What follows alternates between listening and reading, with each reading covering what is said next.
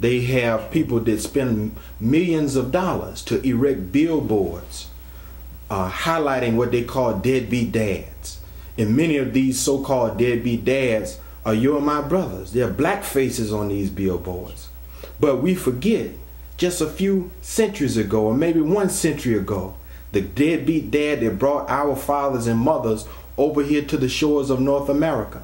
For the slave master, when he would tiptoe down in the dark, down in the slave quarters, and take the slave females and have his way with them and impregnate them, and then have no connection with the offspring from that type of union. He would sometimes sell off his offspring. He would never identify or show any fatherly love or give any fatherly advice. And on top of that, he would subsequently use the black male to enter into the black female for the purpose of producing more slaves. So this has been ingrained in us. And this is why the black male today has to be really dealt with very sensitively. He has to be taught and trained in such a way that addresses this aspect of his history. So I'm going to put a pin in it right there, Brother James, but this class is very important. And Brother Anthony J. Muhammad is a man that is committed to this kind of work.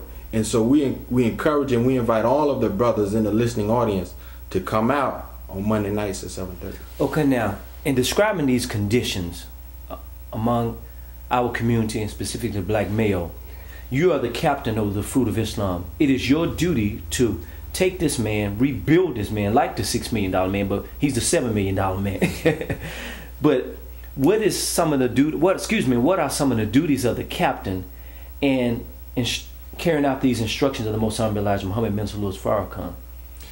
Well, Brother James, just some of the duties that I'm charged with as it relates to training the men is, as I alluded to earlier, we must begin to teach the black man how to, as Brother Minister Dimitri say, know who he is first and know his origin.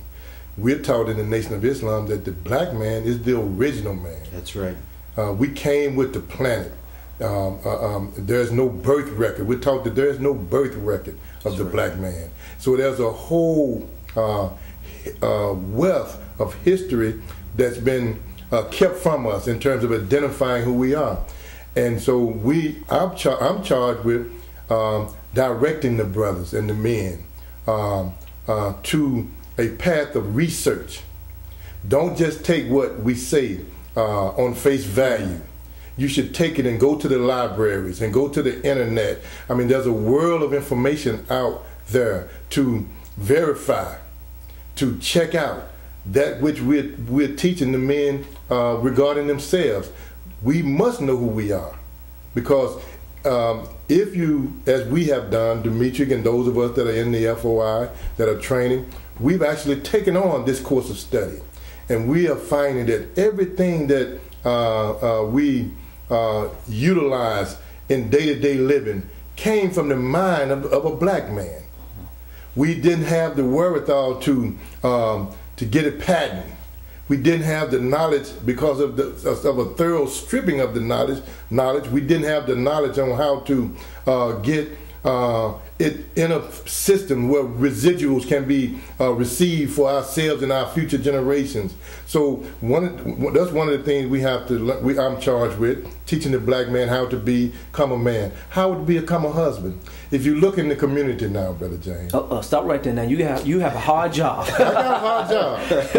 That's a hard job. We'll start with husband first. We'll start with husband, brother. That's a very hard job. As I was growing up as a young man, I grew up without a father, matter of fact. Let me just offer that. And I grew up with 3 strong black women in my life that nurtured me, my mother, my grandmother, and my great-grandmother. And they were very protective of me as I reflect back now. So I didn't have a father, so I didn't know what it was to be a man. Anything that I learned about being a man, I learned it in the streets. I learned it from my uncles. I learned it from my cousins. I learned it from my neighbors. I learned it from my classmates. Those kinds of things. But actually having an example of what a father is and how a father interacts with his family, I never received that type of example before me. So I would say to myself when I would grow up, if I ever had children when I became grown, that I would make it my business, that I would be in my children's lives, that I would spend the time and go into the schools with my children and interact with my children, because I was missing. I was deprived of that for whatever reason, and I'm not going to go into the reason, because whatever path God chose for me to travel on, I accept that path with great pride and honor. But becoming a father entails a lot, brother, and so for the most part, black men don't know how to be that. Look at, and why I say that? Look at the conditions of our community. Look at the conditions of our family. Look at the statistics where the households are being headed by 70% or more of black women. I'm just speaking about the black community. So there's an absence of a black man. Why? Could that be calculated, brother?